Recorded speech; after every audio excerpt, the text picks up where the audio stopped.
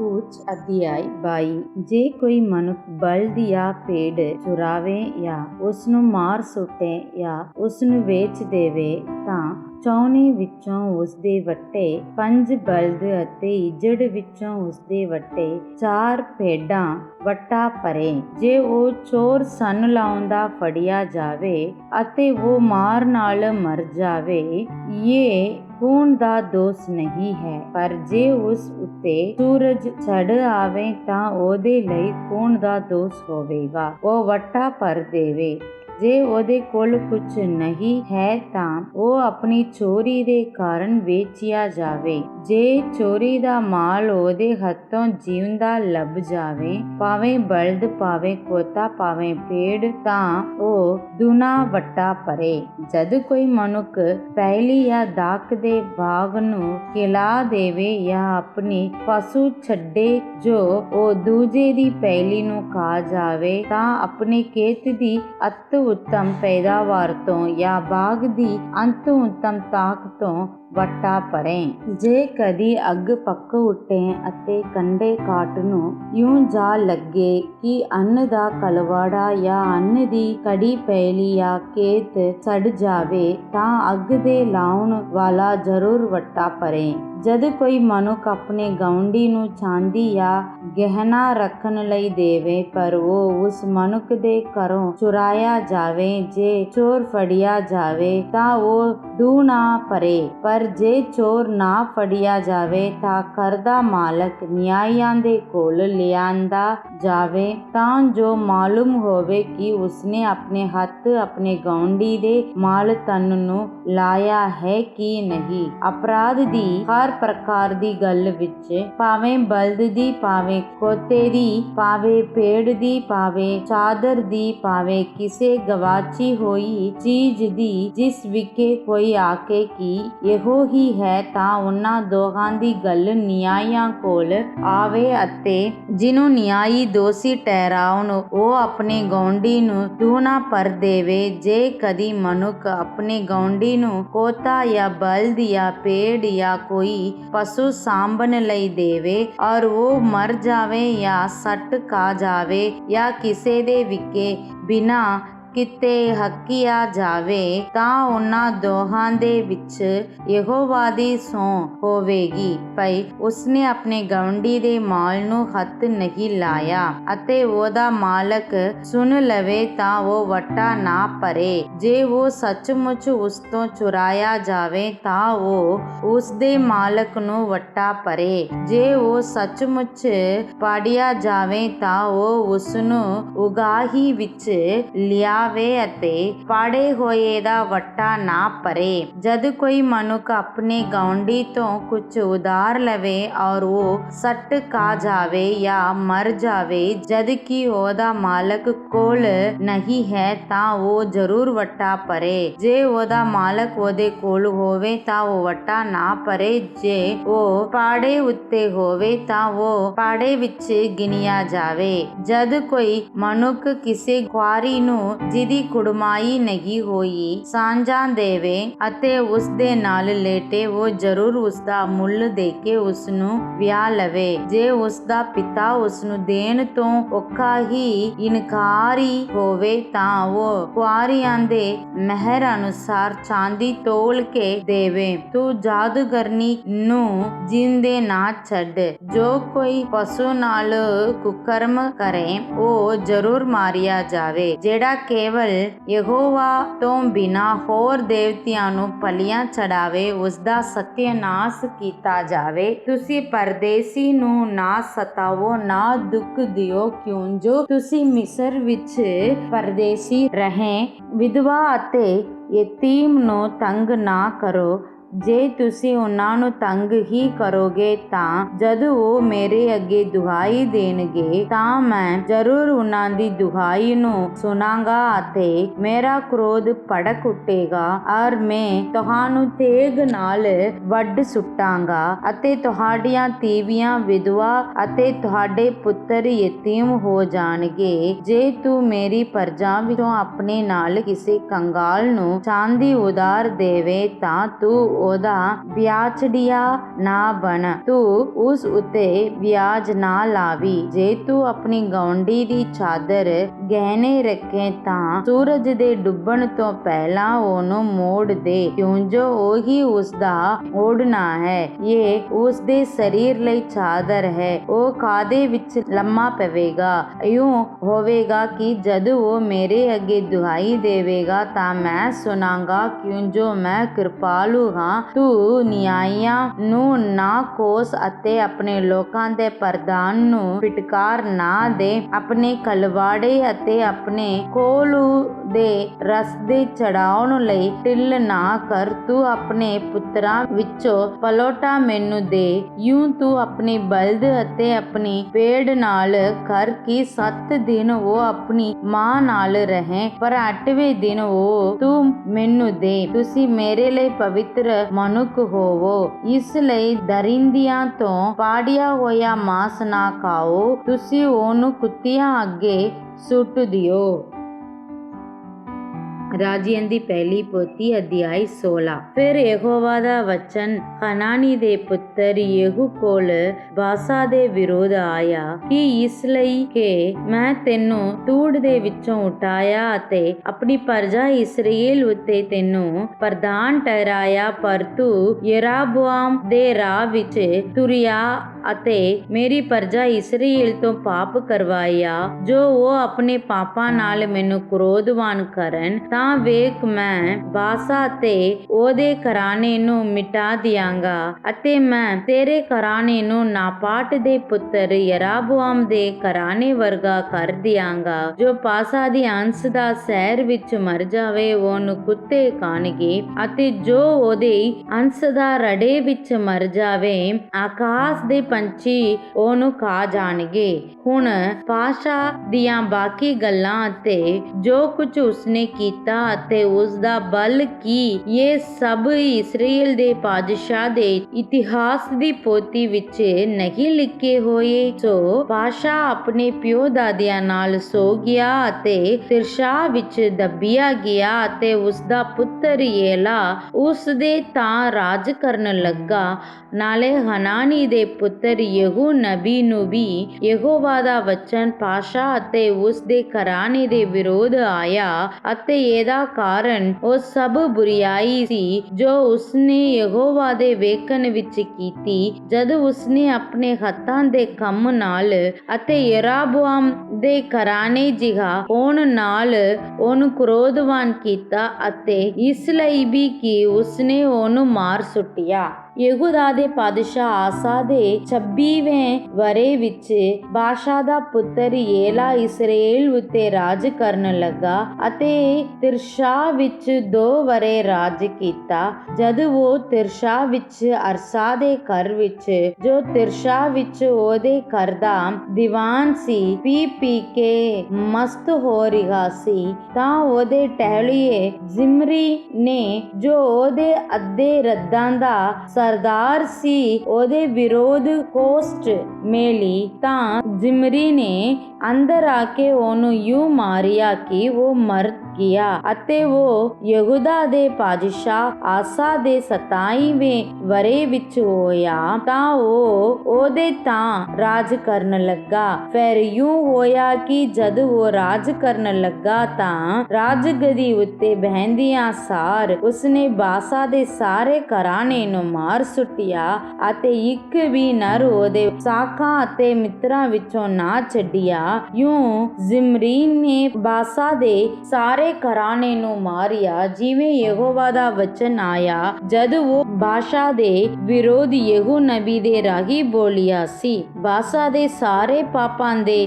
ਅਤੇ ਉਹਦੇ ਪੁੱਤਰ ਏਲਾ ਦੇ ਪਾਪਾਂ ਦੇ ਕਾਰਨ ਇਹ ਹੋਇਆ, ਜਿਨ੍ਹਾਂ ਨੇ ਪਾਪ ਕੀਤਾ, ਸਗੋਂ ਇਸਰਾਏਲ ਤੋਂ ਪਾਪ ਕਰਵਾਇਆ, ਜਦ ਉਹਨਾਂ ਨੇ ਯਹੋਵਾ ਇਸਰਾਏਲ ਦੇ ਪਰਮੇਸ਼ਰ ਨੂੰ ਆਪਣੇ ਵਿਅਰਥ ਕੰਮਾਂ ਦੇ ਨਾਲ ਕ੍ਰੋਧਵਾਨ ਕੀਤਾ। ਏਲਾ ਦੀਆਂ ਬਾਕੀ ਗੱਲਾਂ ਅਤੇ ਜੋ ਕੁਝ ਉਹਨੇ ਕੀਤਾ, ਕਿ ਉਹ ਸਭ ਇਸਰਾਏਲ ਦੀਆਂ ਬਾਦਸ਼ਾਹ ਦੇ ਇਤਿਹਾਸ ਦੀ ਪੋਥੀ ਵਿੱਚ ਨਹੀਂ ਲਿਖੇ ਹੋਏ ਹਨ। ਯਹੂਦਾ ਦੇ ਪਾਤਸ਼ਾਹ ਆਸਾ ਦੇ 27ਵੇਂ ਵਰੇ ਵਿੱਚ ਜ਼ਿਮਰੀ ਨੇ ਤਿਮਾ ਵਿੱਚ 7 ਦਿਨ ਰਾਜ ਕੀਤਾ ਅਤੇ ਲੋਕਾਂ ਨੇ ਫਿਲਿਸਤੀਆਂ ਦੇ ਸ਼ਹਿਰ ਗਿਬਤੋਨ ਦੇ ਵਿਰੋਧ ਡੇਰੇ ਲਾਏ ਹੋਏ ਸਨ। ਤਾਂ ਡੇਰੇ ਦੇ ਲੋਕਾਂ ਨੇ ਸੁਣਿਆ ਕਿ ਜ਼ਿਮਰੀ ਨੇ ਕੋਸ਼ਟ ਕਰਕੇ ਬਾਦਸ਼ਾਹ ਨੂੰ ਵੀ ਮਾਰ ਸੁੱਟਿਆ ਹੈ। ਸੋ ਸਾਰੇ ਇਸਰਾਏਲ ਨੇ ਉਸੇ ਦਿਨ ਡੇਰੇ ਵਿੱਚ ਆਮਰੀ ਸੈਨਾਪਤੀ ਨੂੰ ਇਸਰਾਏਲ ਉੱਤੇ ਬਾਦਸ਼ਾਹ ਬਣਾਇਆ। ਤਾਂ ਆਮਰੀ ਨੇ ਸਾਰੇ ਇਸਰਾਏਲ ਸਣੇ ਗਿਬਤੋਨ ਤੋਂ ਛੱਡ ਕੇ ਤਿਰਸ਼ਾ ਨੂੰ ਘੇਰ ਲਿਆ ਅਤੇ ਯੂੰ ਹੋਇਆ ਜਦ ਜ਼ਿਮਰੀ ਨੇ ਵੇਖਿਆ ਕਿ ਸ਼ਹਿਰ ਜਿੱਤਿਆ ਗਿਆ ਹੈ ਤਾਂ ਬਾਦਸ਼ਾਹੀ ਮਹਿਲ ਦੇ ਕਿਲੇ ਵਿੱਚ ਜਾ ਕੇ ਉਸਨੇ ਬਾਦਸ਼ਾਹੀ ਮਹਿਲ ਨੂੰ ਅੱਗ ਲਾ ਕੇ ਆਪਣੇ ਆਪ ਨੂੰ ਸਾੜ ਲਿਆ। ਸੋ ਉਹ ਮਰ ਗਿਆ। ਇਹ ਉਸਦੇ ਪਾਪਾਂ ਦੇ ਕਾਰਨ ਹੋਇਆ ਜੋ ਉਸਨੇ ਕੀਤਾ ਜਦੋਂ ਉਹਨੇ ਯਹੋਵਾ ਦੇ ਵੇਖਣ ਵਿੱਚ ਬੁਰੀਆਈ ਕੀਤੀ ਅਤੇ ਯਰੋਬਾਮ ਦੇ ਰਾਹ ਵਿੱਚ ਚੱਲਦਾ ਰਿਹਾ ਅਤੇ ਜਦ ਉਸਨੇ ਆਪ ਪਾਪ ਕੀਤਾ ਜਿਸ ਤੋਂ ਇਸਰਾਏਲ ਨੂੰ ਵੀ ਪਾਪੀ ਬਣਾਇਆ। ਜ਼ਿਮਰੀ ਦੀਆਂ ਬਾਕੀ ਗੱਲਾਂ ਅਤੇ ਉਹਦੀ ਆਖੀ ਪੁਨਾ ਜੋ ਉਹਨੇ ਕੀਤਾ ਕਿ ਉਹ ਸਭ ਇਸਰਾਏਲ ਦੇ ਬਾਦਸ਼ਾਹ ਦੇ ਇਤਿਹਾਸ ਦੀ ਪੋਥੀ ਵਿੱਚ ਨਹੀਂ ਲਿਖੇ ਹੋਏ ਹਨ। ਤਦ ਇਸਰਾਏਲ ਦੇ ਲੋਕ ਦੇ ਹਿੱਸਿਆਂ ਦੇ ਵਿੱਚ ਵੰਡੇ ਗਏ।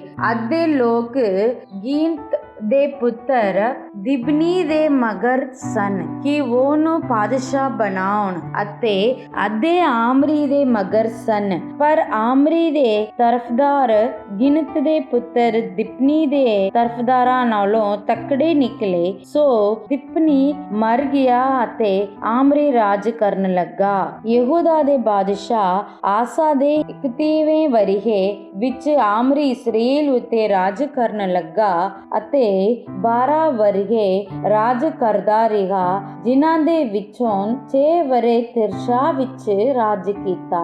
ਉਸਨੇ ਸਾਮਰੀਆ ਦੇ ਪਰਬਤ ਨੂੰ ਸਮਰ ਨਾਮੇ ਮਨੁੱਖ ਤੋਂ 2 ਤੋੜੇ ਚਾਂਦੀ ਦੇ ਕੇ ਮੁੱਲ ਲਿਆ ਅਤੇ ਉਸ ਪਰਬਤ ਉੱਤੇ ਇੱਕ ਸ਼ਹਿਰ ਬਣਾਇਆ ਜਿਹਦਾ ਨਾਮ ਸਮਰ ਦੇ ਨਾਂ ਉੱਤੇ ਜੋ ਉਸ ਪਰਬਤ ਦਾ ਮਾਲਕ ਸੀ ਸਾਮਰੀਆ ਰੱਖਿਆ। ਪਰ ਆਮਰੀ ਨੇ ਯਹੋਵਾ ਦੇ ਦੇਖਣ ਵਿੱਚ ਬੁਰੀਆਈ ਕੀਤੀ, ਸਗੋਂ ਉਸਨੇ ਆਪਣੇ ਸਭ ਅਗਲਿਆਂ ਨਾਲੋਂ ਵੀ ਵੱਧ ਬੁਰੀਆਈ ਕੀਤੀ। ਉਹ ਨਪਾਟ ਦੇ ਪੁੱਤਰ ਯਰੋਬਾਮ ਦੀਆਂ ਸਾਰੀਆਂ ਰਾਹਾਂ ਵਿੱਚ ਚੱਲਦਾ ਰਿਹਾ ਅਤੇ ਉਹਦੀਆਂ ਪਾਪਾਂ ਵਿੱਚ ਵੀ ਉਹਨਾਂ ਨਾਲ ਉਸਨੇ ਇਸਰਾਏਲ ਤੋਂ ਪਾਪ ਕਰਵਾਇਆ। ਜਦੋਂ ਉਹਨਾਂ ਨੇ ਇਸਰਾਏਲ ਦੇ ਪਰਮੇਸ਼ਰ ਯਹੋਵਾ ਨੂੰ ਆਪਣੇ ਵਿਅਰਥ ਕੰਮਾਂ ਨਾਲ ਕ੍ਰੋਧਵਾਨ ਕੀਤਾ ਅਤੇ ਆਮਰੀ ਦੇ ਬਾਕੀ ਕੰਮ ਅਤੇ ਉਹ ਬਲ ਜੋ ਉਸਨੇ ਵਿਖਾਇਆ ਕਿ ਇਹ ਸਭ ਇਸਰਾਏਲ ਦੇ ਬਾਦਸ਼ਾਹ ਦੇ ਇਤਿਹਾਸ ਦੀ ਪੋਥੀ ਵਿੱਚ ਨਹੀਂ ਲਿਖੇ ਹੋਏ ਹਨ। ਸੋ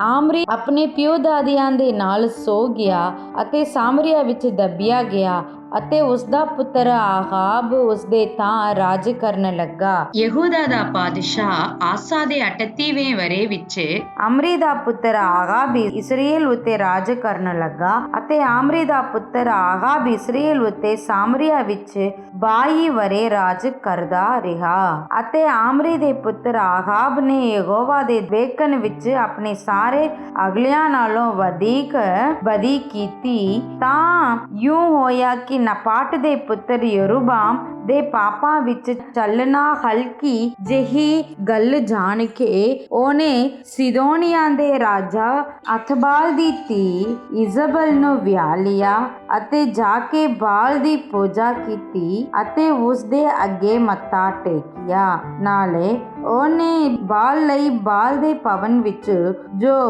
ਉਹਨੇ ਸਾਮਰੀਆ ਵਿੱਚ ਬਣਾਇਆ ਇੱਕ ਜਗਵੇਦੀ ਬਣਾਈ ਅਤੇ ਆਹਾਬ ਨੇ ਇੱਕ ਢੁੰਡ ਬਣਾਇਆ। ਸੋ ਆਹਾਬ ਨੇ ਯਹੋਵਾ ਇਸਰਾਏਲ ਦੇ ਪਰਮੇਸ਼ਰ ਨੂੰ ਉਹਨਾਂ ਸਭਨਾਂ ਇਸਰਾਏਲੀ ਬਾਦਸ਼ਾਹ ਨਾਲੋਂ ਜੋ ਉਸ ਤੋਂ ਪਹਿਲੇ ਸਨ ਵਧੇਕ ਕ੍ਰੋਧ ਚੜਾਇਆ। ਉਸ ਦੇ ਦਿਨਾਂ ਵਿੱਚ ਹੀਏਲ ਬਥੇਲੀ ਨੇ ਯਰੀਹੋ ਬਣਾਇਆ। ਉਸਨੇ ਆਪਣੇ ਪਲੋਟੇ ਪੁੱਤਰ ਅਬੀਰਾਮ ਉੱਤੇ ਉਹਦੀ ਨਿਆਉ ਧਰੀ ਅਤੇ ਆਪਣੇ ਇੱਕ ਪੁੱਤਰ ਸਗੂਪ ਨਾਲ ਉਹਦੇ ਫਾਟਕ ਖੜੇ ਕੀਤੇ। ਇਹ ਉਸ ਵਚਨ ਦੇ ਅਨੁਸਾਰ ਹੋਇਆ ਜੋ ਯਹੋਵਾ ਨੇ ਨੂਨ ਦੇ ਪੁੱਤਰ ਯਹੋਸ਼ੁਆ ਦੇ ਰਾਹੀਂ ਆਖਿਆ ਸੀ।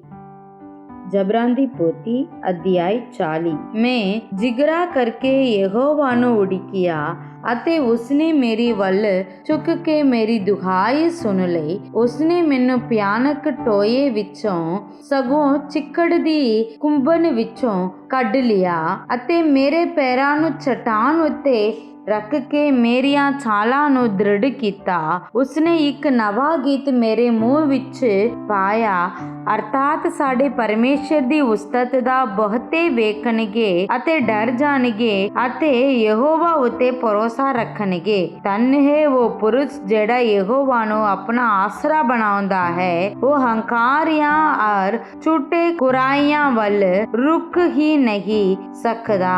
ਹੈ ਯਹੋਵਾ ਮੇਰੇ ਪਰਮੇਸ਼ਰ, ਤੇਰੇ ਅਚਰਜ ਕੰਮ ਜਿਹੜੇ ਤੈਂ ਕੀਤੇ ਬਹੁਤੇ ਸਾਰੇ ਹਨ, ਨਾਲੇ ਤੇਰੇ ਉਪਾਅ ਜਿਹੜੇ ਸਾਡੇ ਲਈ ਹਨ। ਤੇਰਾ ਸਰੀਰ ਕੋਈ ਨਹੀਂ ਹੈ। ਜੇ ਮੈਂ ਉਹਨਾਂ ਨੂੰ ਖੋਲ ਕੇ ਦੱਸਾਂ ਤਾਂ ਉਹ ਲੇਖਿਓਂ ਬਾਹਰ ਹਨ। ਬਲੀਦਾਨ ਔਰ ਭੇਟ ਤੋਂ ਤੂੰ ਪ੍ਰਸੰਨ ਨਹੀਂ ਹੁੰਦਾ। ਤੈਂ ਮੇਰੇ ਕੰਮ ਕੋਲੇ ਹਨ। ਹੋਮ ਬਲੀ ਔਰ ਪਾਪ ਬਲੀ ਤੈਂ ਨਹੀਂ ਮੰਗਿਆ। ਤਦ ਮੈਂ ਆਖਿਆ, ਵੇਖ ਮੈਂ ਯਹੋਵਾ ਹਾਂ। ਪੁਸਤਕ ਦੀ ਪੱਤਰੀ ਵਿੱਚ ਮੇਰੇ ਲਈ ਲਿਖਿਆ ਹੋਇਆ ਹੈ, ਭਈ ਤੇਰੀ ਇੱਛਿਆਂ ਨੂੰ ਪੂਰੀਆਂ ਕਰਨ ਵਿੱਚ ਹੇ ਮੇਰੇ ਪਰਮੇਸ਼ਰ ਮੈਂ ਪ੍ਰਸੰਨ ਹਾਂ ਅਤੇ ਤੇਰੀ ਵਿਵਸਥਾ ਮੇਰੇ ਹਿਰਦੇ ਦੇ ਅੰਦਰ ਹੈ। ਮੈਂ ਮਹਾਸਭਾ ਵਿੱਚ ਧਰਮ ਦੀ ਖੁਸ਼ਖਬਰੀ ਦਾ ਪ੍ਰਚਾਰ ਕੀਤਾ ਹੈ। ਵੇਖ ਮੈਂ ਆਪਣੇ ਬੁੱਲਾਂ ਨੂੰ ਨਹੀਂ ਰੋਕਾਂਗਾ। ਹੇ ਯਹੋਵਾ, ਤੂੰ ਇਹ ਜਾਣਦਾ ਹੈ। ਮੈਂ ਤੇਰੇ ਧਰਮ ਨੂੰ ਆਪਣੇ ਮਨ ਵਿੱਚ ਲੁਕਾ ਨਹੀਂ ਛੱਡਿਆ। ਮੈਂ ਸਗੋਂ ਤੇਰੀ ਵਫਾਦਾਰੀ ਅਤੇ ਤੇਰੀ ਮੁਕਤੀ ਦਾ ਚਰਚਾ ਕੀਤਾ।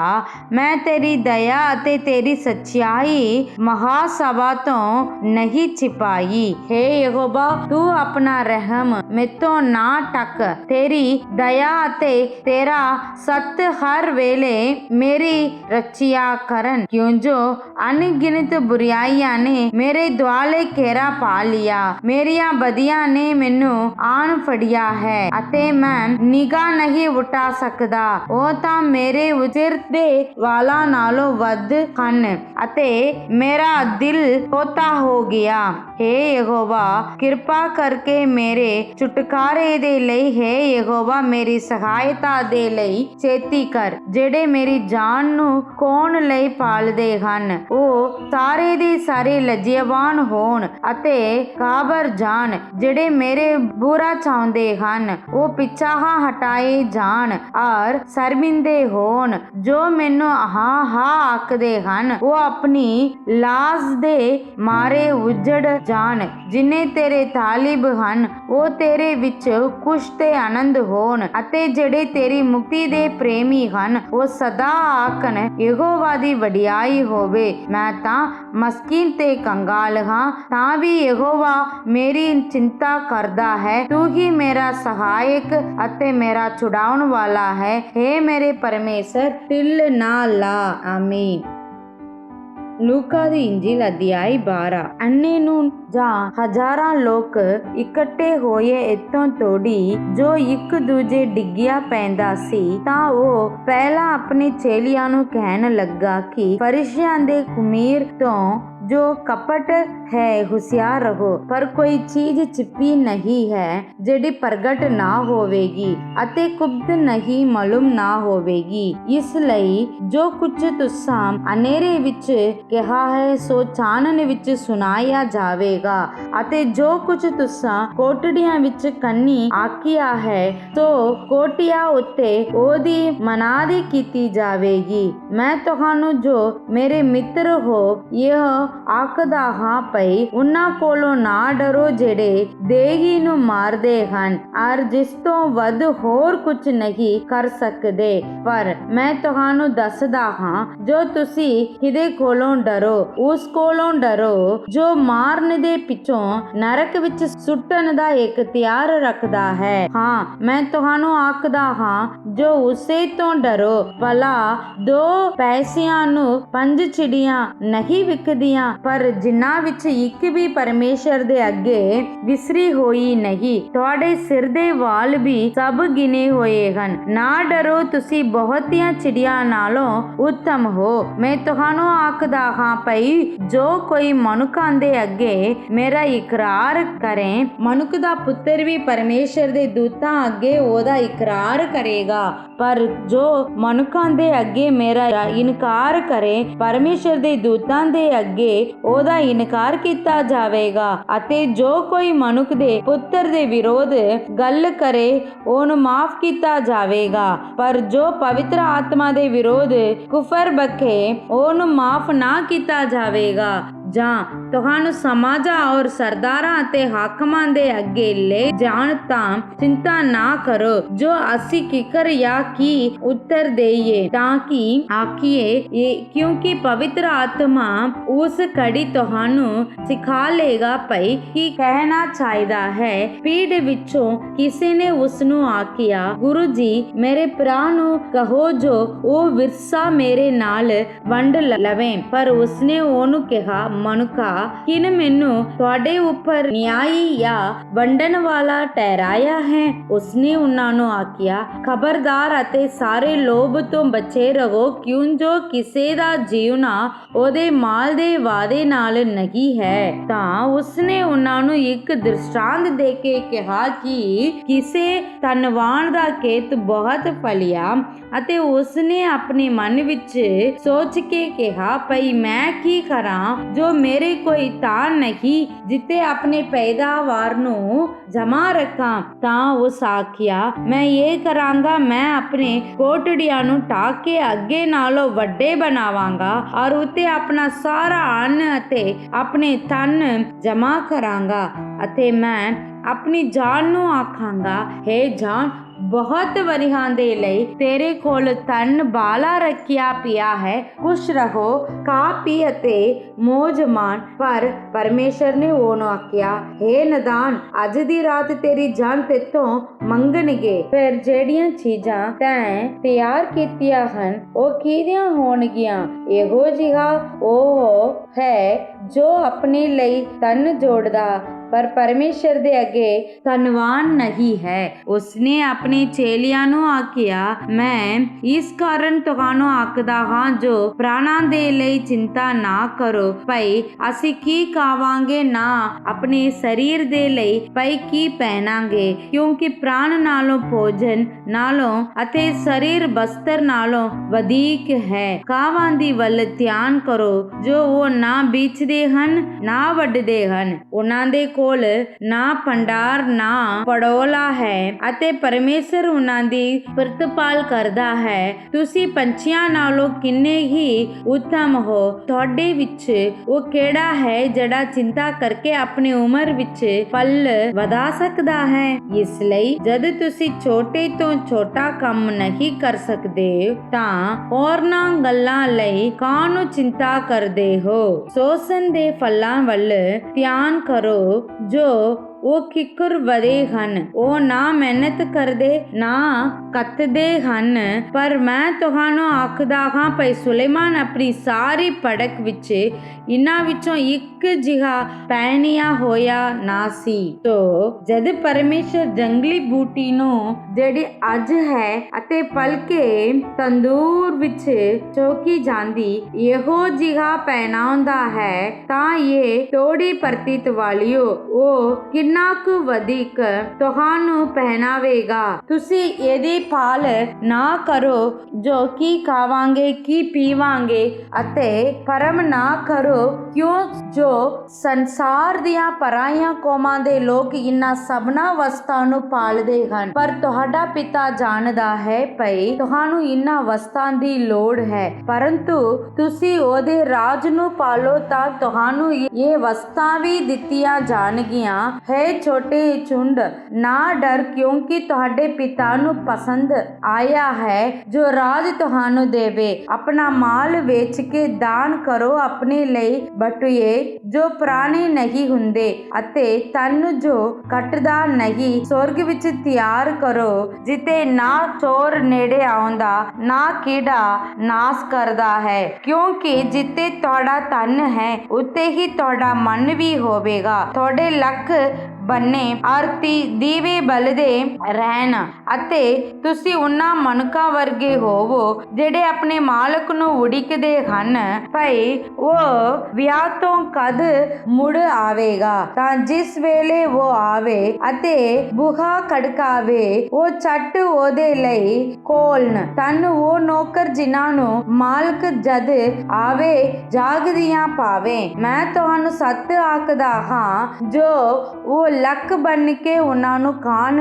ਲਈ ਬਿਠਾਵੇਗਾ ਅਤੇ ਕੋਲ ਆਣ ਕੇ ਉਹਨਾਂ ਦੀ ਟਹਿਲ ਕਰੇਗਾ। ਜੇ ਉਹ ਦੁਪਹਿਰ ਨੂੰ ਜਾਂ ਤਿਹਰ ਨੂੰ ਆਵੇ ਅਤੇ ਇਹੋ ਜਿਹਾ ਵੇਖੇ ਤਾਂ ਉਹ ਨੌਕਰ ਧਨ ਹਨ। ਪਰ ਇਹ ਜਾਣੋ ਕਿ ਜੇ ਘਰ ਦੇ ਮਾਲਕ ਨੂੰ ਖਬਰ ਹੁੰਦੀ ਜੋ ਚੋਰ ਕਿਸੇ ਘੜੀ ਆਵੇਗਾ ਤਾਂ ਜਾਗਦਾ ਰਹਿੰਦਾ ਅਤੇ ਆਪਣੇ ਘਰ ਨੂੰ ਸੰਨ ਲੱਗਣ ਨਾ ਦਿੰਦਾ। ਤੁਸੀਂ ਵੀ ਤਿਆਰ ਰਹੋ, ਕਿਉਂਕਿ ਜਿਸ ਘੜੀ ਤੁਹਾਨੂੰ ਚਿੱਤ ਚੇਤਾ ਨਾ ਹੋਵੇ ਉਸੇ ਘੜੀ ਮਨੁੱਖ ਦਾ ਪੁੱਤਰ ਆ ਜਾਵੇਗਾ।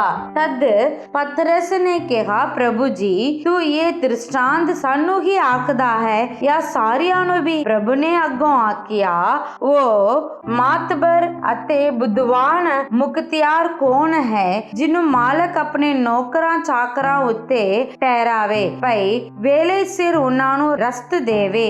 ਤਨ ਉਹ ਨੌਕਰ ਜਿਹਨੂੰ ਉਹਦਾ ਮਾਲਕ ਜਦ ਆਵੇ ਅਜਿਹਾ ਹੀ ਕਰਦਿਆਂ ਵੇਖੇ। ਮੈਂ ਤੁਹਾਨੂੰ ਸੱਚ ਆਖਦਾ ਹਾਂ, ਜੋ ਉਹ ਉਸ ਨੂੰ ਆਪਣੇ ਸਾਰੇ ਮਾਲ ਮਤਾ ਉੱਤੇ ਮੁਖਤਿਆਰ ਕਰ ਦੇਵੇਗਾ। ਪਰ ਜੇ ਉਹ ਨੌਕਰ ਆਪਣੇ ਮਨ ਵਿੱਚ ਆਕੇ, ਭਈ ਮੇਰਾ ਮਾਲਕ ਆਉਣ ਵਿੱਚ ਚਿਰ ਲਾਉਂਦਾ ਹੈ ਅਤੇ ਗੋਲੇ ਗੋਲੀਆਂ ਨੂੰ ਮਾਰਨ ਅਤੇ ਖਾਣ ਪੀਣ ਅਤੇ ਮਤਵਾਲਾ ਹੋਣ ਲੱਗੇ, ਤਾਂ ਉਸ ਨੌਕਰ ਦਾ ਮਾਲਕ ਜਿਸ ਦਿਨ ਉਹ ਉਡੀਕ ਨਹੀਂ ਕਰਦਾ ਅਤੇ ਜਿਸ ਘੜੀ ਉਹ ਨਹੀਂ ਜਾਣਦਾ ਆਵੇਗਾ ਅਤੇ ਉਸ ਨੂੰ ਟੋਟੇ ਟੋਟੇ ਕਰਕੇ ਬੇਈਮਾਨਾਂ ਨਾਲ ਉਹਦਾ ਹਿੱਸਾ ਠਹਿਰਾਵੇਗਾ। ਉਹ ਨੌਕਰ ਜਿਹੜਾ ਆਪਣੇ ਮਾਲਕ ਦੀ ਮਰਜ਼ੀ ਜਾਣਦਾ ਸੀ ਪਰ ਤਿਆਰੀ ਨਾ ਕੀਤੀ, ਨਾ ਉਹਦੀ ਮਰਜ਼ੀ ਮੁਜਬ ਕੰਮ ਕੀਤਾ, ਬਹੁਤ ਮਾਰ ਖਾਵੇਗਾ। ਪਰ ਜਿਹੜਾ ਨਹੀਂ ਸੀ ਜਾਣਦਾ ਅਤੇ ਮਾਰ ਖਾਣ ਦੇ ਯੋਗ ਕੰਮ ਕੀਤਾ, ਉਹ ਥੋੜੀ ਮਾਰ ਜਾਵੇਗਾ। ਅਤੇ ਜਿਸ ਕਿਸੇ ਨੂੰ ਬਹੁਤ ਦਿੱਤਾ ਗਿਆ ਹੈ ਉਸ ਤੋਂ ਬਹੁਤੇ ਦਾ ਲੇਖਾ ਲਿਆ ਜਾਵੇਗਾ, ਅਤੇ ਜਿਹਨੂੰ ਲੋਕਾਂ ਨੇ ਬਹੁਤ ਸੌਂਪਿਆ ਹੈ ਉਸ ਤੋਂ ਵਧਿਕ ਮੰਗਣਗੇ। ਮੈਂ ਧਰਤੀ ਉੱਤੇ ਅੱਗ ਲਾਉਣ ਆਇਆ ਹਾਂ ਅਤੇ ਕਾਸ਼ ਕਿ ਉਹ ਹੁਣ ਲੱਗ ਚੁੱਕੀ ਹੋਈ ਹੁੰਦੀ, ਪਰ ਮੈਂ ਇੱਕ ਬਪਤਿਸਮਾ ਲੈਣਾ ਹੈ ਅਤੇ ਜਦ ਤੀਕਰ ਉਹ ਸੰਪੂਰਨ ਨਾ ਹੋਵੇ ਤਦ ਤੀਕਰ ਮੈਂ ਕਿਹੜਾ ਔਖਾ ਰਹਾਂਗਾ। ਕੀ ਤੁਸੀਂ ਸਮਝਦੇ ਹੋ ਭਾਈ ਮੈਂ ਧਰਤੀ ਉੱਤੇ ਮੇਲ ਕਰਾਉਣ ਆਇਆ ਹਾਂ? ਮੈਂ ਤੁਹਾਨੂੰ ਆਖਦਾ ਹਾਂ, ਨਹੀਂ ਸਗੋਂ ਜੁਦਾਈ, ਕਿਉਂਕਿ ਇਦੋਂ ਅੱਗੇ ਇੱਕ ਘਰ ਦੇ ਪੰਜਾਂ ਵਿੱਚ ਜੁਦਾਈ ਹੋਵੇਗੀ। ਤਿੰਨ ਦੋ ਹੁੰਦੇ ਔਰ ਦੋ ਤਿੰਨਾਂ ਦੇ ਵਿਰੋਧ, ਉਹ ਅੱਡੋ ਅੱਡ ਹੋਣਗੇ, ਅਰਥਾਤ ਪਿਓ ਪੁੱਤਰ ਦੇ ਵਿਰੋਧ, ਔਰ ਧੀ ਮਾਂ ਦੇ ਵਿਰੋਧ, ਸੱਸ ਆਪਣੀ ਨੂੰਹ ਦੇ ਵਿਰੋਧ ਔਰ ਨੂੰਹ ਸੱਸ ਦੇ ਵਿਰੋਧ। ਫਿਰ ਉਸਨੇ ਪੀੜ ਨੂੰ ਵੀ ਕਿਹਾ, ਜਦ ਲਹਿੰਦੇ ਪਾਸੇ ਬੱਦਲ ਉੱਠਦਾ ਵੇਖਦੇ ਹੋ ਤੁਸੀਂ ਝੱਟ ਆਖਦੇ ਹੋ ਮੀਂਹ ਆਉਂਦਾ ਹੈ, ਅਤੇ ਉਸੇ ਤਰ੍ਹਾਂ ਹੁੰਦਾ ਹੈ। ਔਰ ਜਦ ਤੱਕਣ ਦੀ ਵਾਹੂ ਵਗਦੀ ਹੈ ਤਦ ਆਖਦੇ ਹੋ ਭਈ ਗਰਮੀ ਹੋਵੇਗੀ, ਅਤੇ ਉਹ ਹੁੰਦੀ ਹੈ। ਹੇ ਕਪਟਿਓ, ਧਰਤੀ ਅਤੇ ਆਕਾਸ਼ ਦੇ ਤੌਰ ਪੌਰ ਦੀ ਚਾਜ ਕਰਨੀ ਤੁਹਾਨੂੰ ਆਉਂਦੀ ਹੈ, ਪਰ ਜਿਸ ਸਮੇਂ ਦੀ ਚਾਜ ਕਰਨੀ ਤੁਹਾਨੂੰ ਕਿਉਂ ਨਹੀਂ ਆਉਂਦੀ? ਤੁਸੀਂ ਆਪੇ ਹੀ ਉਸ ਨੂੰ ਜੋ ਠੀਕ ਹੈ ਕਿਉਂ ਨਹੀਂ ਵਿਚਾਰ ਕਰਦੇ ਹੋ? ਜਦ ਤੂੰ ਆਪਣੇ ਮੁੱਦਈ ਨਾਲ ਹਾਕਮ ਦੇ ਸਾਹਮਣੇ ਜਾਂਦਾ ਹੈ ਤਾਂ ਰਸਤੇ ਵਿੱਚ ਉਸ ਤੋਂ ਛੁੱਟਣ ਦਾ ਯਤਨ ਕਰ, ਮਤੇ ਉਹ ਤੈਨੂੰ ਹਾਕਮ ਦੇ ਕੋਲ ਖਿੱਚ ਕੜੇ ਅਤੇ ਹਾਕਮ ਤੈਨੂੰ ਦਰੋਗੇ ਦੇ ਹਵਾਲੇ ਕਰੇ ਅਤੇ ਦਰੋਗਾ ਤੈਨੂੰ ਕੈਦ ਵਿੱਚ ਪਾਵੇ। ਮੈਂ ਤੈਨੂੰ ਆਖਦਾ ਹਾਂ ਭਈ ਤੂੰ ਉੱਤੋਂ ਕਿਸੇ ਬਿਧ ਨਾ ਛੁੱਟੇਗਾ, ਜਿੰਨਾ ਚਿਰ ਕੌੜੀ ਕੋੜੀ ਨਾ ਪਰ ਦੇਵੇ। ਆਮੀਨ ਆਮੀਨ।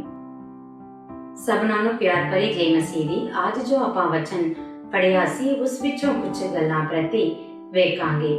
ਕੁਝ ਦੀ ਕਿਤਾਬ ਅਧਿਆਇ 22, ਇਸ ਵਿੱਚ ਨੇਮ ਦੀ ਪੋਥੀਆਂ ਦੇ ਵਿੱਚੋਂ ਕੁਝ ਗੱਲਾਂ ਨੂੰ ਪਰਮੇਸ਼ਰ ਆਪਣੇ ਪਰਜਾ ਨੂੰ ਸਿਖਾ ਰਿਹਾ ਹੈ। ਉਹ ਇਸ ਪ੍ਰਕਾਰ ਹਨ, ਕੋਈ ਚੋਰ ਆਪਣੇ ਚੋਰੀ ਦੀ ਮਾਲ ਨਾਲ ਲੱਭਿਆ ਜਾਵੇ ਤਾਂ ਉਹਨੂੰ ਉਸ ਚੋਰੀ ਦੀ ਮਾਲ ਨੂੰ ਦੁਗੁਣੀ ਵਟਾ ਦੇਣਾ।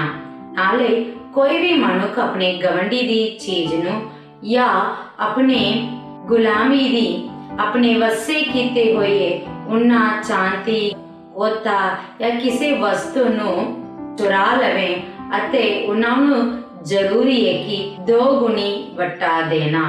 ਇਸ ਅਧਿਆਇ ਦੇ ਵਿੱਚੋਂ ਪ੍ਰਭੂ ਪਰਮੇਸ਼ਰ ਇਹ ਸਿਖਾ ਰਿਹਾ, ਹਰ ਇੱਕ ਇਨਸਾਨ ਆਪਣੇ ਗਵੰਡੀ ਨਾਲ ਅਤੇ ਗਰੀਬ ਨਾਲ ਔਰ ਕੁਆਰੀ ਕੁੜੀ ਨਾਲ ਚੰਗੇ ਵਰਤਾਵਾ ਕਰਨ। ਜੇ ਉਹਨਾਂ ਨਾਲ ਕੋਈ ਗਲਤ ਕੰਮ ਕਰੇ ਤਾਂ ਜਿਸ ਪ੍ਰਕਾਰ ਉਹਨਾਂ ਨੂੰ ਸਜ਼ਾ ਦਿੱਤੀ ਜਾਂਦੀ ਹੈ ਉਸ ਸਜ਼ਾ ਦੀ ਮੁੱਲ ਨੂੰ ਉਹ ਭਰਨ। ਅਤੇ ਤੁਸੀਂ ਆਪਣੇ ਪਲੇਟੇ ਨੂੰ ਪਰਮੇਸ਼ਰ ਦੇ ਲਈ ਦਿਓ, ਕਿਉਂਕਿ ਪਲੋਟਾ ਪਰਮੇਸ਼ਰ ਦਾ ਹੈ। ਤੁਸੀਂ ਪਵਿੱਤਰ ਪਰਜਾ ਹੋ, ਸੋ ਜਿੱਥੇ ਕਿਤੇ ਤੁਸੀਂ ਵਸਦੇ ਹੋ ਉੱਥੇ ਪਰਮੇਸ਼ਰ ਦੇ ਲਈ ਪਵਿੱਤਰ ਬਣ ਕੇ ਰਹੋ। ਕਦੇ ਵੀ ਪਰਮੇਸ਼ਰ ਦੇ ਖਿਲਾਫ ਆਪਣੇ ਚਾਲ ਚੱਲਣ ਦੇ ਰਾਹੀਂ ਬੁਰੀਆਈ ਕਰਕੇ ਉਹਦੇ ਨਾਮ ਨੂੰ ਨਾ ਵਿਗਾੜੋ। ਸੋ ਪ੍ਰਭੂ ਦੇ ਪਿਆਰਿਓ, ਪ੍ਰਭੂ ਪਰਮੇਸ਼ਰ ਆਪਣੇ ਤੋਂ ਇਹ ਚਾਹੁੰਦਾ ਹੈ ਕਿ ਆਪਾਂ ਉਹਦੇ ਨਾਮ ਨੂੰ ਨਾ ਵਿਗਾੜਨ ਅਤੇ ਉਹਦੇ ਨਾਮ ਨੂੰ ਸਦਾ ਮਹਿਮਾ ਕਰਨ ਵਾਲੇ ਬਣ ਕੇ ਰਹਿਣ। ਪਹਿਲਾ ਰਾਜਿਆਂ ਦੀ ਕਿਤਾਬ ਅਧਿਆਇ 16 ਦੇ ਵਿੱਚ ਆਪਾਂ ਵੇਖਦੇ ਹਾਂ, ਇਸਰਾਏਲ ਦਾ ਪਾਦਸ਼ਾਹ ਬਾਸ਼ਾ ਵੀ ਯਰੋਬਿਆਮ ਦੇ ਰਾਹ ਵਿੱਚ ਚੱਲ ਕੇ ਪਰਮੇਸ਼ਰ ਦੇ ਖਿਲਾਫ ਪਾਪ ਕਰਦਾ। ਇਸ ਕਾਰਨ ਪਰਮੇਸ਼ਰ ਉਹਦੇ ਖਿਲਾਫ ਪਰਮੇਸ਼ਰ ਦੇ ਦਾਸ ਨੂੰ ਕੱਲ ਕੇ ਸਰਾਪ ਦਿੰਦਾ। ਉਹਦਾ ਨੌਕਰ ਜ਼ਿਮਰੀ ਉਹਦੇ ਪੁੱਤਰ ਯੇਲਾ ਦੇ ਖਿਲਾਫ ਉੱਠ ਕੇ ਉਹਨੂੰ ਮਾਰ ਦਿੰਦਾ ਅਤੇ ਉਹ ਉਸ ਰਾਜਗਦੀ ਦੇ ਵਿੱਚ ਬੈਠਣ ਦਾ ਆਸ ਰੱਖਦਾ ਅਤੇ ਉਹ 7 ਦਿਨ ਇਸਰਾਏਲ ਨੂੰ ਰਾਜ ਕਰਦਾ। ਉਹ ਵੀ ਪਰਮੇਸ਼ਰ ਦੇ ਖਿਲਾਫ ਪਾਪ ਕਰਨ ਦੇ ਕਾਰਨ ਇਸਰਾਏਲ ਦੇ ਲੋਕ, ਜਿਨ੍ਹਾਂ ਨੂੰ ਪਤਾ ਲੱਗਿਆ ਕਿ ਉਹ ਪਾਸਾ ਦੇ ਪੁੱਤਰ ਯੇਲਾ ਨੂੰ ਮਾਰਿਆ, ਤਾਂ ਉਹ ਅਮਰੀ ਨੂੰ ਇਸਰਾਏਲ ਦੇ ਲਈ ਰਾਜਾ ਬਣਾਉਂਦੇ ਅਤੇ ਉਹ ਅਮਰੀ ਨਾਲ ਮਿਲ ਕੇ ਜ਼ਿਮਰੀ ਨੂੰ ਘੇਰ ਲੈਂਦੇ। ਜਦੋਂ ਜ਼ਿਮਰੀ ਨੂੰ ਪਤਾ ਲੱਗਿਆ ਕਿ ਮੈਨੂੰ ਇਸਰਾਏਲੀ ਲੋਕ ਘੇਰ ਲਿਆ, ਹੁਣ ਮੈਂ ਬਚ ਨਹੀਂ ਪਾਵਾਂਗਾ, ਤਾਂ ਉਹ ਉਸ ਰਾਜਾ ਦੇ ਮਹਿਲ ਨੂੰ ਅੱਗ ਨਾਲ ਸਾੜ ਕੇ ਆਪ ਵੀ ਮਰ ਜਾਂਦਾ, ਕਿਉਂਕਿ ਉਹਨੇ ਵੀ ਪਰਮੇਸ਼ਰ ਦੇ ਖਿਲਾਫ ਪਾਪ ਕੀਤਾ। ਅਮਰੀ ਵੀ ਪਰਮੇਸ਼ਰ ਦੇ ਖਿਲਾਫ ਪਾਪ ਕਰਦਾ ਸੀ। ਉਹ ਜਦ ਮਰ ਗਿਆ, ਉਹਦਾ ਪੁੱਤਰ ਆਹਾਬ ਇਸਰਾਏਲ ਉਤੇ ਰਾਜਾ ਬਣਿਆ ਅਤੇ ਉਹ ਵੀ ਪਰਮੇਸ਼ਰ ਦੇ ਖਿਲਾਫ ਪਾਪ ਕਰਦਾ। ਇਸ ਅਧਿਆਇ ਦੇ ਵਿੱਚ ਆਪਾਂ ਵੇਖਦੇ ਹਾਂ, ਸਾਰੇ ਇਸਰਾਏਲ ਦੇ ਰਾਜਾ ਪ੍ਰਭੂ ਦੇ ਖਿਲਾਫ ਪਾਪ ਕਰਦੇ। ਉਹ ਇਸ ਕਾਰਨ ਪਾਪ ਕਰਦੇ ਕਿ ਰਾਜਗਦੀ ਨੂੰ ਆਪਣੇ ਹੀ ਹੱਥ ਵਿੱਚ ਠਹਿਰਾਉਣ ਲਈ, ਪਰ ਉਹਨਾਂ ਨੂੰ ਇਹ ਗੱਲ ਨਹੀਂ ਪਤਾ ਕਿ ਰਾਜਗਦੀ ਉਹ ਆਪ ਨਹੀਂ ਠਹਿਰਾ ਸਕਦੇ। ਸਿਰਫ ਪਰਮੇਸ਼ਰ ਜਿਨ੍ਹਾਂ ਉਤੇ ਪ੍ਰੀਤ ਰੱਖਦਾ ਹੈ ਉਹਨਾਂ ਨੂੰ ਹੀ ਉਸ ਰਾਜਗਦੀ ਉਤੇ ਠਹਿਰਾਉਂਦਾ। ਉਹ ਰਾਜਗਦੀ ਨੂੰ ਆਪਣੇ ਹੱਥ ਵਿੱਚ ਠਹਿਰਾਉਣ ਦੇ ਚੱਕਰ ਵਿੱਚ ਬਾਰ-ਬਾਰ ਪਰਮੇਸ਼ਰ ਦੇ ਖਿਲਾਫ ਪਾਪ ਕਰਦੇ। ਜਬਰਾਂ ਦੀ ਪੋਥੀ ਅਧਿਆਇ 40 ਦੇ ਵਿੱਚ ਦਾਊਦ ਕਹਿੰਦਾ ਹੈ ਕਿ ਮੈਂ ਯਹੋਵਾ ਲਈ ਉਡੀਕਦਾ ਰਿਹਾ ਅਤੇ ਉਹਨੇ ਮੇਰੀ ਪ੍ਰਾਰਥਨਾ ਨੂੰ ਸੁਣੀ ਅਤੇ ਉਹਨੇ ਮੈਨੂੰ ਭਿਆਨਕ ਟੋਏ ਦੇ ਵਿੱਚੋਂ ਕੱਢਿਆ ਅਤੇ ਮੈਨੂੰ ਬਚਾਇਆ। ਜਦ ਦੁਸ਼ਮਣ ਵੇਰੀ ਮੇਰੇ ਘੇਰੇ ਪਾ ਗਏ, ਜਦ ਮੈਂ ਉਹਨੂੰ ਪੁਕਾਰਿਆ ਤਾਂ ਉਹ ਮੇਰੀ ਪ੍ਰਾਰਥਨਾ ਨੂੰ ਸੁਣੀ ਅਤੇ ਮੈਨੂੰ ਬਚਾਇਆ। ਉਹ ਇਸ ਪ੍ਰਕਾਰ ਪ੍ਰਭੂ ਦੇ ਸਨਮੁਖ ਕਹਿੰਦਾ ਹੈ ਕਿ ਮੈਂ ਆਪਣੇ ਧਰਮ ਨੂੰ ਤੇਰੇ ਸਨਮੁਖ ਲੁਕਾ ਨਹੀਂ ਸਕਦਾ ਹਾਂ ਅਤੇ ਮੇਰੇ ਕੰਮਾਂ ਨੂੰ ਤੇਰੇ ਸਨਮੁਖ ਲੁਕਾ ਨਹੀਂ ਸਕਦਾ ਹਾਂ। ਮੇਰਾ ਪਾਪ ਤੇਰੇ ਸਨਮੁਖ ਸਦਾ ਰਹਿੰਦੀਆਂ, ਫਿਰ ਵੀ ਤੂੰ ਦਇਆ ਦਾ ਸਾਗਰ ਹੈ। ਜਿਹੜੇ ਤੇਰੇ ਲਈ ਉਡੀਕਦੇ ਨੇ ਉਹਨਾਂ ਉਤੇ ਤੂੰ ਦਇਆ ਕਰਦਾ ਹੈ। ਇਹ ਯਹੋਵਾ ਮੇਰੇ ਪ੍ਰਾਰਥਨਾ ਨੂੰ, ਮੇਰੀ ਬੇਨਤੀ ਨੂੰ ਸੁਣ ਅਤੇ ਮੈਨੂੰ ਛੁਡਾ। ਸੋ ਆਪਾਂ ਨੂੰ ਚਾਹੀਦਾ ਹੈ ਜਿਸ ਪ੍ਰਕਾਰ ਦਾਊਦ ਪ੍ਰਾਰਥਨਾ ਕਰਦਾ ਉਸੇ ਪ੍ਰਕਾਰ ਪ੍ਰਾਰਥਨਾ ਕਰਕੇ ਪਰਮੇਸ਼ਰ ਲਈ ਉਡੀਕ ਕੇ ਉਹਦੇ ਹੱਥਾਂ ਵਿੱਚੋਂ ਆਸੀਸਾਂ ਨੂੰ ਪ੍ਰਾਪਤ ਕਰੇ। ਲੂਕਾ ਦੀ ਇੰਜੀਲ ਅਧਿਆਇ 12 ਦੇ ਵਿੱਚ ਵੇਖਦੇ ਹਾਂ ਬਥੇਰੇ ਪ੍ਰਭੂ ਯਿਸੂ ਮਸੀਹ ਦੇ ਪਿੱਛਾ ਕਰਦੇ ਪ੍ਰਭੂ ਯਿਸੂ ਮਸੀਹ ਉਹਨਾਂ ਨੂੰ ਪ੍ਰਚਾਰ ਕਰਦਾ ਹੈ ਕਿ ਜੇ ਕੁਝ ਵੀ ਗੱਲਾਂ ਤੁਸੀਂ ਗੁਪਤ ਵਿੱਚ ਕਰੋਗੇ ਤਾਂ ਉਹ ਚਾਨਣ ਵਿੱਚ ਪ੍ਰਗਟ ਹੁੰਦਾ ਹੈ। ਤੁਸੀਂ ਤੁਹਾਡੇ ਸਰੀਰ ਨੂੰ ਮਾਰਨ ਵਾਲੇ ਤੇ ਨਾਸ਼ ਕਰਨ ਵਾਲਿਆਂ ਲਈ ਨਾ ਡਰੋ, ਸਗੋਂ ਤੁਹਾਨੂੰ ਤੁਹਾਡੇ ਸਰੀਰ ਦੇ ਨਾਲ ਤੁਹਾਡੇ ਆਤਮਾ ਨੂੰ ਨਰਕ ਦੇ ਵਿੱਚ ਸੁੱਟਣ ਦਾ ਇੱਕ ਹਥਿਆਰ ਜਿਹਦੇ ਕੋਲ ਹੈ ਉਹਦੇ ਲਈ ਡਰੋ, ਕਿਉਂਕਿ ਪਰਮੇਸ਼ਰ ਤੁਹਾਡੇ ਆਤਮਾ ਨੂੰ ਨਰਕ ਵਿੱਚ ਸਿੱਟਦਾ ਹੈ।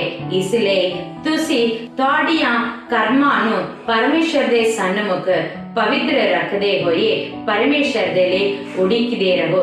ਕਿਸ ਪ੍ਰਕਾਰ ਇੱਕ ਮਾਲਕ ਦੇ ਆਉਣ ਦੇ ਲਈ ਨੌਕਰ ਉਡੀਕਦੇ ਹਨ। ਜੇ ਕੋਈ ਨੌਕਰ ਉਸ ਮਾਲਕ ਆਉਣ ਦੇ ਵਿੱਚ ਦੇਰੀ ਹੋਊ ਸੋਚ ਕੇ ਗਲਤ ਕੰਮਾਂ ਦੇ ਵਿੱਚ ਲੱਗੇ ਰਹੇ, ਜਦ ਉਹਦਾ ਮਾਲਿਕ ਆਊਗਾ ਉਹਨੂੰ ਸਜ਼ਾ ਦੇਵੇਗਾ।